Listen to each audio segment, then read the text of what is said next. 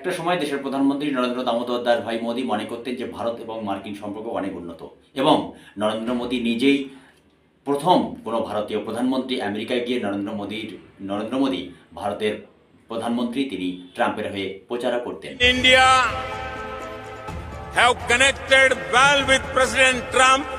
The words of candidate Trump. अब की बार বর্তমান ট্রাম্প সরকার পরিস্থিতিকে যাচ্ছে যে এক বা একাধিক ভারতীয়কে ফেরত পাঠাচ্ছে। গত ফার্স্ট ফেব্রুয়ারি নরেন্দ্র দামোদর দাস ভাই মোদী যখন বারবার ভারত মার্কিন সম্পর্কের উন্নতির কথা বলছেন, হাউডি মোদি এবং নমস্তে ট্রাম্প করে ভারত মার্কিন সম্পর্কের উন্নতির কথা বলেছেন, এখন নতুন করে ট্রাম্প প্রশাসন ক্ষমতায় আসার পর তার শপথ বাক্যেও কিন্তু নরেন্দ্র মোদীকে কিন্তু নিমন্ত্রণ দেওয়া হয়নি। এই পরিস্থিতিতে ভারতীয়দের হাতে পায়ে শিকল লেগে তাদেরকে কিন্তু আমেরিকা থেকে দেশে পাঠাতে হচ্ছে।